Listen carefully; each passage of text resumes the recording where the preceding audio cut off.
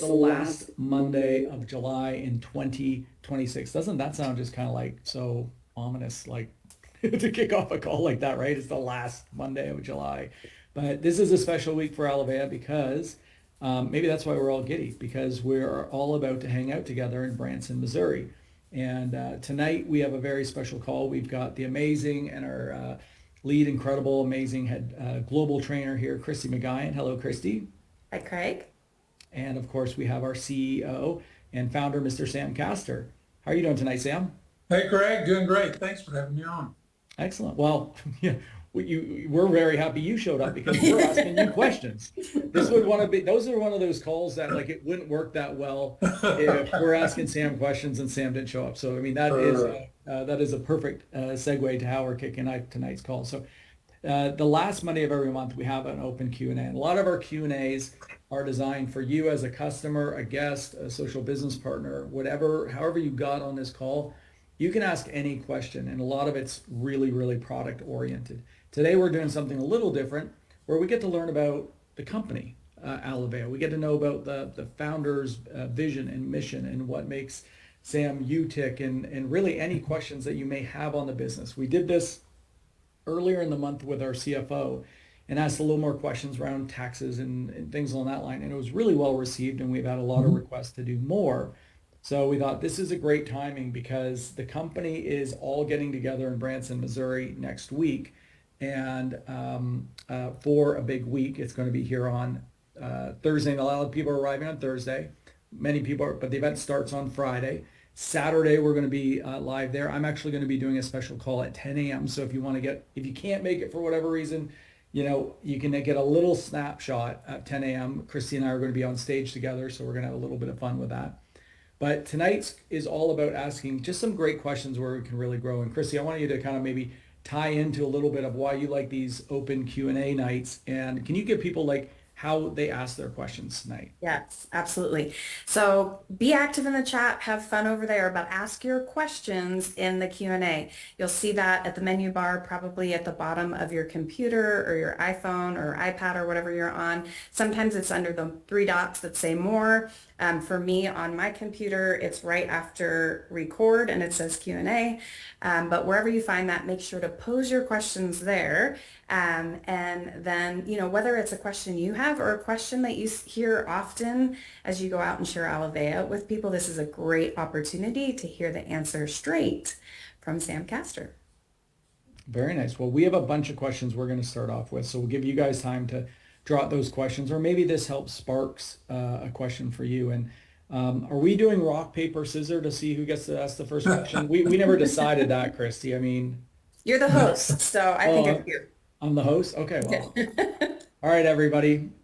New goal in life is be the host because evidently you have power. So, okay, here we go. Mr. Sam Castor, as you run for the president of felt like it was like an election question or something. That's right. But Sam, I mean, you really have had this incredible career before you came on. One of the most humble business leaders I've ever met. Very few businesses get into the millions of dollars in business, let alone the tens of millions. Very seldom into the hundreds of millions. And the tiniest of percentage of people do something that go on to create billions of dollars. And that's exactly what you and Linda have done and created businesses that have grown all around the world. I think I have a few questions that are going to lead down this path. So I'll ask one, then I'll go to Christy, and then I'm probably going to come back to that larger scenario around it. But I always love to think about, when you started your journey in business, because I remember there was the Sam Castor rock and roll phase. Well, yeah. Maybe not rock and roll, but there is a music background. But do you often a music background? But do you sit back and think like, what you've gone and what you've actually achieved and how you've been around the world and you've impacted people around, you've changed children's lives around the world. Do you and Linda ever take time and think back and thinking like, whoa, like how did this all happen? I don't think we actually think of that. I think what we reflect on, if we look back, is just sort of the progression that we've been through to get to the point that we're at today. I mean, I've always been an entrepreneur. I love doing business. I couldn't learn anything in school about it. And so I dropped out my senior year of college, much to the dismay of my father. You know, it was like you got to do the traditional, get your college degree, get a good job, you know, get married, have kids, work for your 40 years, then retire. And that just wasn't in the cards for me at all. I just felt this urge to do business. And you know, so as you're a young entrepreneur, and if you've got good ideas, and people with money get attracted to that because they want to be a part of something.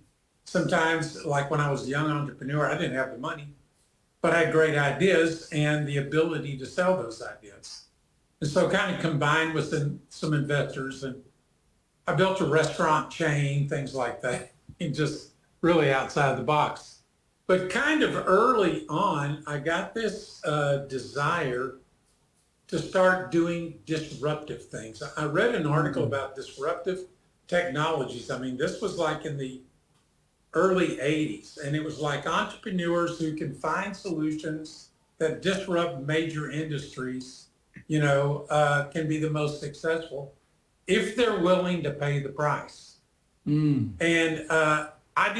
I mean, you know, that's just words, pay the price. Oh, sure, I can do that, no problem. I had no idea what that really meant as time would go on. But it enabled me to start looking for unique opportunities in business that disrupted industries. And I think the first disruptive business I did was I was at a energy show up in Boston, and I saw a booth from NASA. And they had developed a very unique form of insulation to protect spacecraft and spacemen in space. It was called reflective technologies. And they had a demo of it and all this. And I said, man, why wouldn't that be in every home in America? If it actually reflected and created that much, you know, benefit. And they said, well, the mineral insulation people got here first. Fiberglass, mineral insulation, things like that. They established all the rules of the game. You have to have R value, which slows down conductive heat flow. I don't want to get too technical on this. And they said, but ours works completely different. It's reflective. It doesn't get absorbed, and so there's no conduction. But it'll save 2 to 3 times more than. And they said, but the problem is you can't get it into building codes, so you can't use it in new construction. And I said, well, what about retrofit? What if you went out there and found people's homes that wanted to save money? Because in those days, just like every year since then, the cost of fuel was going up. And they said, oh, yeah, it'd be incredible, but no one's ever attempted to do that. And I thought, wait a minute, here's a product that everybody could use, nobody has, and it will disrupt the current insulation industry. Oh, yeah, this is wonderful. So I started this company, licensed that technology, found a manufacturer to actually make it in large rolls that I could then utilize and retrofit into homes. Started a business, a direct sale business of just having people tell people about the technology. Had a little demo kit that showed the NASA. I actually had an astronaut work with me on the project. He was one of the Apollo astronauts. Wow. And it was just an incredible success. I mean, we just blew up. I think we did a couple $100 million in our first couple of years. It just went crazy. And then one day I got a letter from the Attorney General of Texas. And I thought, I'm being nominated for Entrepreneur of the Year. That's got to be it, you know. What else could it be? Yeah.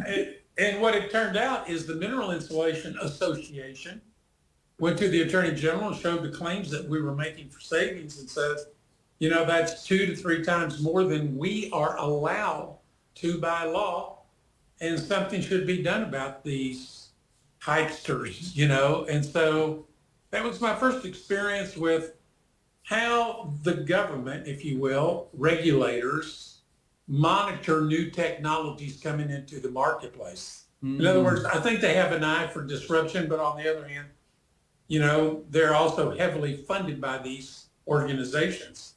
And so it's kind of like, how do you protect status quo but allow? And so, you know, they didn't say you have to stop selling the product. They didn't say anything. They just said your claims go beyond what the mineral insulation industry is allowed to do.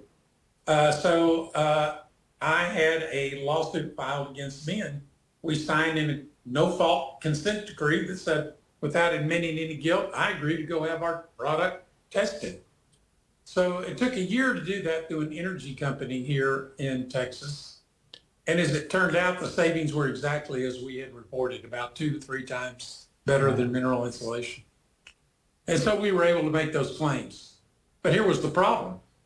I had this now reputation on a thing called the internet. I had been sued by the Attorney General, and I went back to them and I said, is there any way that you guys can publish something saying he proved his case and he was right? And they said, no, you should have done that before you started. We're not in the business of doing anything other than monitor. And so that's the price you pay for disruption is, you know, when you start interfering with industries, income stream, there's all kinds of leverage that they can pull to, you know, rein in. Anyway, so it didn't matter. I love the disruptive technology business. And so when it came time for Ace Manning, when I was introduced to that, I thought there's not a bigger industry in the world that needs correction than big pharma. You know, they have basically handcuffed our entire healthcare system around their modality.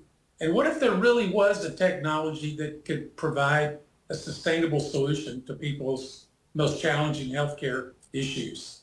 And what if I could own the exclusive rights to that? And what if I could find a way to bring that into the marketplace? And that was just too big to turn down. And I knew it was. Right. You were already disrupt further. You wanted to get another. You wanted to get another call. There was challenges out there on the horizon, but you know what? That's just, again, from the entrepreneur side, that's what you look for. You look for those things that can make a big difference in people's lives, authentic technologies that actually work. They're disruptive and they're proprietary. So nobody can compete with you in that particular segment of the market. Anyway, that's my history.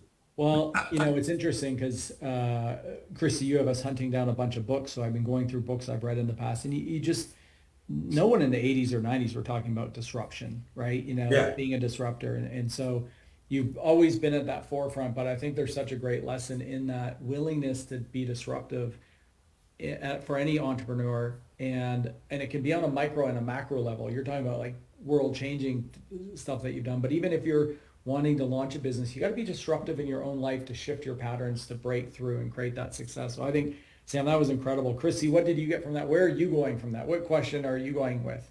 I mean, I feel like there's so many different places that I could go with that, to include just the encouragement and inspiration that when you share your story and your visions, Sam, it always is. But I think the other thing that you've also disrupted is, in the best of ways, is this industry by taking the time to figure out a compensation plan that actually will be even more disruptive because more people can participate. So maybe share a little bit about that. I know a lot of people probably have heard or haven't heard the 3 different ways that people can engage and why that's so powerful and the vision you see that creating moving forward. Well, the industry, which is network marketing that I built my previous company in, I mean, it was probably one of the only places that an individual could start a business with the opportunity to make some significant income without a lot of investment capital. If you were willing to work hard, it took sweat equity, of course, and you got the right company and the right technologies and all things we just talked about. Individuals could make lots of money. I made over 1,000 millionaires in that company that I started. And these were just ordinary folks that chose to do something extraordinary with their lives. And so, but back in those days, you know, new technologies were best distributed by word of mouth, person to person, belly to belly, as they call it. And so that model of networking was perfect for that. And if you had a compensation plan that could basically pay you for organizational growth, the opportunity was to leverage the efforts of others and through your training and hard work, earn a little bit off of everybody in your team and their organizations that were being built. And that model actually worked quite well. If there was any flaw in it, I think the flaw was because you were selling consumable products at a small price. There was not a lot of money for customer acquisition. And so what happened is customers became distributors. Everybody just became a distributor to get a discounted price. And that's kind of just how the model worked. But it did work that way. And so, especially in the 80s and the 90s, it was kind of the heyday for that model. And lots of very strong organizations were built around that, and people were very successful. Then in the 2000s, things started shifting, especially after 2010. The internet changed everything. In the 90s, if you did a meeting in some small town in America, they never heard of you or the technology or anything. So it was the only place to get information on these types of technologies. Nowadays, if you do a meeting, the first thing out of your mouth gets Googled, and the information is everywhere. And then came the influencer or affiliate type programs. And I think Amazon produced one of the first ones. They just recognized if they would share, 1 to 5% of the price of the product with people who had influence in the marketplace and just pointed in their direction, they would drive a lot of traffic. And they did. And that kind of brought on for a generation a new opportunity. I know my kids got totally intrigued with the influencer type of model. People dreamed about being successful networkers, in the 80s and the 90s. Now they're dreaming about becoming successful influencers. Anyway, so that started shifting the marketplace because you could attract so many more consumers. It wasn't about you just talking to your family and neighbors. It was about being able to create a community online that could link you to hundreds of thousands of people. And with a legitimate product offer that served a need in their life, if you had a compensation program that would compensate for that, that could drive a lot of business. And I think even in the networking industry, Christy, we saw a lot of companies just completely get rid of their networking model. Oh, you saw that firsthand. And go, the company you were involved with did exactly that. And they just go strictly affiliate type marketing. And unfortunately for the people that had been dumping their lives into that business model, it was a definite cutoff of the opportunity. And so you had to pay attention to that. You had to say, if that's what's going on and that's what young people are striving to do, you got to look at that. On the other hand, what I found about that model is there was very little training. There was very little personal development. It was really geared for the person that had notoriety to point the finger at a product. It wasn't that an average person could create community and just have massive success at 1 to 5% of the price of the product. So there was something there between both plans that seemed to be the answer going forward. It wasn't one versus the other. It was, how do you develop something that can actually train people to talk to larger numbers of people without celebrity status? How do they build a community? How do they do it in person? How do they build it online? How do medical professionals or people in the healthcare industry participate? Because in the old model, they couldn't, because there was nothing for customer acquisition. And so, it took a few years to really figure all this out and a little bit of trial and error, but I think we created the most unique integrative plan that both industries have ever seen. And I think as a result of that, we're attracting people that are attracted to both sides of that equation. And so you've got people that just want to take the product and they're welcome. And by the way, there's a referral program for them to share it with others and get discounts off their own purchase. There is more of the influencer / affiliate model that says, let us help you with a story that you can take into your sphere of influence and share that meets the need of almost everyone that you're going to talk to out there, which is better health, better quality of life. And let us compensate you for customer acquisition. And so as a result, and retention, and as a result, we've got some people in our company, that's all they do. And then finally is the group that is willing to go out and find those people and train them. Build teams and teams of people that just want to consume, that just want to share and build a small influencer business. They call that a micro influencer. Or those that really want to train others and find the people that are interested in becoming entrepreneurs, and what I think is the most compelling entrepreneur opportunity that exists in the market today. And so there's a place for all of them, and it seems to be rewarding everybody appropriately on every front. Anyway, that's what we did, Christy. It was I guess to some degree, it's always a work in progress because you're always looking for how can I improve the overall model, whether it's how do you acquire more customers, how do you create a better story, all of that. But the basic foundation has been built. And I think over the next several years, we're just going to build a crazy business around this new model. Wow. Well, and I think, first of all, great question, Christy. Great response, Sam. I think it ties into your original concept being disruptive, your willingness to be disruptive around the compensation plan and create this kind of hybrid model that really has been done. And I've been on calls even this week with people who have that influencer background. And when they hear, percentages of affiliate income being 20 to 30 to 35% of a product-based product is unheard of. Like you just never have that. Right. And something that's not just a one-time affiliate for getting the customer, it's every single month they purchase it, and it's not like a sliding scale backwards. And if anything, the more they do, there's more benefits that come with it. So it's absolutely huge. Somebody asked a question here, and I think this kind of feeds into this really nicely. What percentage of and that you may not have this exact stat, but I think you'd probably get the general idea from it. But this is a question from a new person looking at Alovea. What percentage of Alovea leaders' income comes from retail customer versus the team income?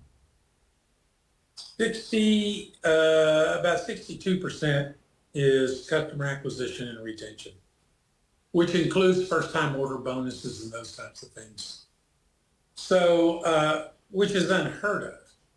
And here's something kind of unique about this model. In the typical affiliate program, because you made that point, statistically, it's 1 to 5%. Every once in a while, you get up to 10% because it's commodity-based products that are being sold, which have very little margin. And so the companies selling are competing with Walmart. And so they're working off minimal margins. And so what they can share is next to nothing. But if you take a product in our industry and it's proprietary and unique, and it's much cheaper than the alternative in the healthcare industry, we can protect our margins. And because we have no middlemen, no distribution network outside of ourselves, we can hold a price that enables us to pay influencers unheard of amounts of money, just like you said. They never heard of anything like this because this model has never manifested itself in the marketplace. But it takes the right kind of technology and the right kind of business model to be able to afford to do that. Amazing. Christy. Well, I was going to say, and what I love about it too is because of how generously that Alovea pays for customer not only acquisition but then retention. Some of those people that you would have lost in the original traditional network marketing only, right? That was just about building teams of teams. You lost people that needed time to develop into leaders because they didn't make enough when they were first getting started. And so we have the ability now to help people right where they are meet the not only physical need, but the financial need that they have. I mean, I think it's unbelievable. And I think we're going to have so many people that will be able to help 20 people get on product that changes their life because they're consistent in helping them get results. They'll keep those customers, and those 20 customers, if they're ordering a targeted health stack or Alovea AE, that's the compensation just on retention is $1,400 a month. And that would make a huge difference in most people's lives, whether it takes them a day to get 20 customers or 10 years. The compensation plan still stays the same, and it's just so generous and so exciting that we can really help so many more people as a result of that. So thank you. Yeah, I think it fixed the flaw that you just brought up, which is a lot of people never had aspirations for building teams of hundreds of thousands of people around the world, but they want to play a part and they want to be rewarded for it. And the part that we're looking for is customer acquisition. I mean, we're looking for people that are willing to share our story with those who are desperately looking for it. And I think the World Health Organization said 65% to 70% of everybody in the United States has one or more chronic conditions that there's no good solution for. And so if we can optimize their immune system's ability to deal with those and bring quality of life back, hey, you're into a meaningful conversation with just about anybody you meet. And if we can compensate you for building, like you said, a customer base of 10 to 20 people in a way that you'd have to leave home and work an alternative job to get, but you could do it from, I mean, this is the ultimate home-based business. And for those people that have been in our industry for a long time and are looking at this and going, I'm not sure how this is going to work, I'm telling you, you'll never ask for another favor if you have someone in your organization that generates $100,000 of personal customer volume. I mean, when we started seeing those numbers come up with this model, it was, I know Craig and I talked about it, it's just unheard of. I mean, I've just never seen anything like it. I mean, we built a plan to facilitate somebody getting $4,000 maybe worth of customer volume, and we've got people doing over 100,000. You know, it's just, I could have never, ever anticipated that. But what's good about it is we attracted them because of the way the model works. And so, and the people that help bring them and train them are also doing extremely well. And so there is a place for everybody with this model, but I think it meets the needs of the current marketplace in a way that no one else has ever done. And of course, I'll just throw this in, the icing on the cake is that it is wrapped in a social entrepreneurial blanket. So it's not just good business, it's meaningful business. And of course, that's, you know, at the very first, Greg, you asked what drove Linda and I. Once we discovered, I mean, we built our own not-for-profit, ran it for 20-something years. And when we saw that our business could contribute to our not-for-profit through this model called social entrepreneurship, it was like, that was it. You know, that brought everything into closure for us in our lives. In fact, I was still with that other company when I discovered it, and I asked them to convert to it. And, you know, we were publicly traded, and they thought we'd be giving away too much money and all this kind of stuff. And we just made the decision to resign and start again. I mean, if we have the opportunity to touch the lives of millions of children, what else would you want to do with your life? You know, so, and then everybody gets to be a part of that. Yeah, which is incredibly powerful. I always jokingly say, you know, in today, the other big shift that's happened, right? You know, you said it earlier on today's, one of the questions was, in the old days, there wasn't a lot of other opportunities. You could get a second job, but, you know, you could buy a franchise, but now you're talking about a lot of money, a lot of capital. There was very few additional things. In today's world, there's a lot of side gigs. You know, you can do a lot of different things. You could be Uber driving while watching this, right? And earning income. And I think it's all amazing. but there's very few side gigs that has the meaningful impact, and to be able to have something that you're not only helping change somebody's health, and you see these stories where some people's lives have been changed so dramatically, but then on the other hand, because the company tracks the ripple that you're having in the overall donations, because you said yes and shared it with others. We were talking about on this Saturday, I think it was Cheryl, CrossFit Granny, who she likes to, that's her nickname. Yeah. She's does a lot of amazing CrossFit. And I was thinking about, like, her mom's now 91, and Cheryl's now, her ripples past 3 million servings because she said yes. And to think that, you know, because she shared it with a few people, and built a lot of customers and all of this, the impact that she's had is quite remarkable. And this question goes to Lisa because, you know, this was transitioning into this social business side of things. She was asking the question, she's asked a couple questions, and we'll answer some while I ask it, but ask about new brochures about the Alovea Pros. We are launching one that will be in the app, but also about the, you know, for the people that don't know this, the product that's being used to nourish children.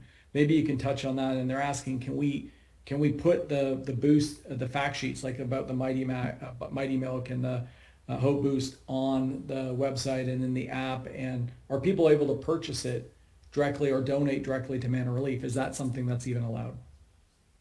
That's a lot of questions. So for, yes, no, and yes. Okay, next question. Next question. No, I think, you know what? That's a great idea to put the fact sheets of what we're donating. Basically, what we donate is Ace Manning. And what we try to do is we try to put it in a delivery system that is acceptable for a broader range of children. Like in Mexico, it's Mighty Milk. Why would we put it in milk? Because it's the #1 food commodity in the world for children. They will drink it every day. So it's a good delivery system. We have a thing called Hope Boost that they actually put in the food. It's not quite as universal in terms of its application as the milk, but it still has the same amount of Ace Manning. So whatever we can do to get the Ace Manning in the children is what we donate. And of course, Ace Manning is our proprietary technology created by Dr. Santiago Rodriguez, who was one of the very original patent filers on the processing of stabilized Ace Manning, the world's leading expert. So he created this extract exclusively for us, and we put it in all of our products. It makes a big difference. It's our leading selling product, obviously, the immune products and now the AE. I mean, it's about half our business. And so we put that in the products for children. Can we sell it in the United States? Not at the moment, because the people that manufacture it for us in Mexico do not meet the certifications for selling in the United States. In fact, we can't sell some of the product we make here, even in Australia, because it's made in America and not certified by the TGA. And so that's the way countries work. Anyway, so, but we are looking at developing a process for manufacturing Mighty Milk here in America. It's a slow process because we've got so many other things going, but we have priced it out already. And I think it's going to be a pretty simple step forward just to go into production. That gives us the ability to ship to other countries that we can't ship to from Mexico. And it gives us the opportunity, if people want to buy it in this country, they can. Yes. Did I answer all those questions? Yes. I think I got to most of them. Christy, I know Joe's got a question there. You could go on that one and expand upon that, but we'll let you dive into the next and coming up to the final question here. Okay, so you're saying go with Joe's right now? You could do Joe's question and whatever final question you would like to ask. Okay, got it. Sorry, thanks. So Joe had a great question, and I want to set it up with, we did an incredible thing during Drive 15. 1 million servings were donated in 4 days. That was incredible. It was more than we had ever done in 4 days. Actually, it was really cool, Craig, when you were talking about Cheryl, when you're talking about CrossFit Granny, she had just texted 7 million kids will be fed a day very soon, is what she said. And we know that that's the ultimate goal. But we're also closing in on a goal, maybe Craig and I decided on at the beginning of the year, of 100 million. Yeah. So lots of exciting things happening this year. So much growth happening throughout the company in all the different ways that we operate. But Joe's question to you, Sam, and I think a lot of people would ask this, is where do you see Alovea 1 year from today? However you want to expand on that. But he said sales, volume, servings, all of that. If you'd asked me this question a year ago, I would have said if we could generate 20% growth a year compounding, I would think that would be amazing. And at some point, momentum hits. And enough people catch on to what you're doing that you start attracting people that you weren't attracting before. And but this year it's a lot different. There's so many different. I think Alovea will continue at least for another year or two to grow. I think maybe at even more than 20, like 30% compounding growth. That's the way the numbers are looking right now.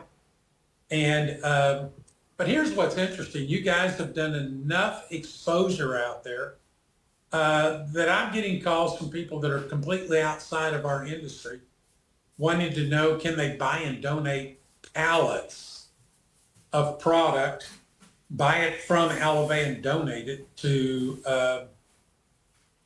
Manna Relief. And that would, of course, go to our sales volume. And so I've just never seen this before.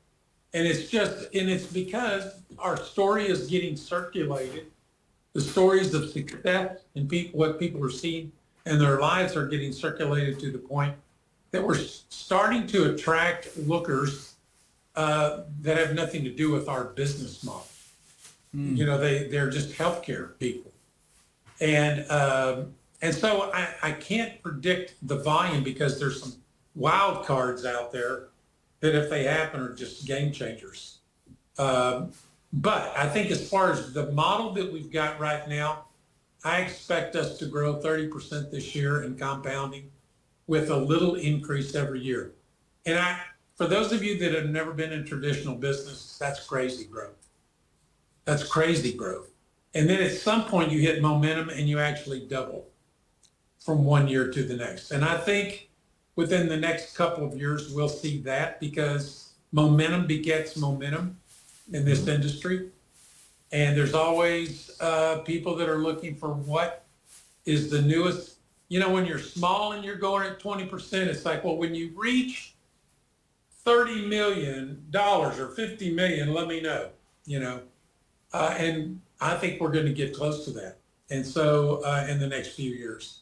Anyway, it's impossible to predict other than what we're seeing on a steady level right now is compounding growth at that 20 to 30%. So I can safely say that, but the wild card is at any moment, lightning can strike. And when it doesn't, you've seen that before, Craig. You've seen it before, Christy. When lightning strikes, there is no rhyme or reason for what happens next. And at that point, you just have to have the capacity to build with the momentum. And that's not an easy job because you're talking about raw material acquisitions for proprietary ingredients. They're not just sitting in boatloads around the world. But, it's all stuff that we have been through before. And I think we're the most uniquely prepared group of people to do this. And I think we're the most passionate group to fulfill the destiny we've been called to. You get a highly passing grade on that response. That was awesome. So good. It was so good. I said a lot love it. about maybe. No, I mean, it's, what I love about it, because you're exactly right. Because for a lot of people on this call deal with traditional businesses or investments. I mean, any business that's growing at that level, you so seldom see it. And there's a beautiful steadiness, and you've got such a great team on growing the international infrastructure. Like you've got all of that, and you've built a business that went on to do hundreds of millions. So you've done it before too. It's not like you're like, oh my goodness, how are we going to do this? You've seen that, which for me, like that builds massive confidence in being able to talk to anybody And on the phone, I was on the phone with somebody starting a big sports league. They're incredibly well. They sold their business for hundreds of millions of dollars. And they're so excited about aligning and partnering with Alovea. This is with Shirley. Shirley had this great contact. And the guy was amazing on the call. But you could speak around the infrastructure of, Sam, your success, but also the company's success. And the person's like, yeah, I want to align with this, which was great. Christy, do you have a final question you want to throw? Do you have a curveball or anything? I mean, where do you want to finish off today's call with? I don't think it's a curveball, but to reiterate and then hear what you're excited about, Sam. And, one of the things that we're seeing, one of the gauges is even just our attendance at Inspire is double what it was last year. I mean, so things are happening, traction is happening. And like you said, it hits a point and it skyrockets. So what are you most excited about this coming weekend at Inspire and as we move into the rest of the year? Well, listen, I'm excited because if we double, that means there's a lot of people that have never been to an event before. They've never met us. They've never seen how we work. What our motivators are for doing what we do. One of the things that Linda and I do at every event is share our story. Well, it's the craziest thing you've ever heard. I mean, it's just out there. And just to give people the understanding that this wasn't just dreamed up yesterday. I mean, Manna Relief was founded in 1999. We have put a lot of equity into the build of where we're at today. And so now we're prepared to meet growth in any direction that it comes. And Craig was just talking about the pros program. That's never been in our industry before. To go out and allow a group of individuals, like people in the sporting environment or people in the healthcare community, to actually build an exciting business in our model with our unique technology. So I think growth is going to come from a lot of different places. And what happens when you come to one of these meetings is I think it goes from your head into your heart that I'm in the right place at the right time.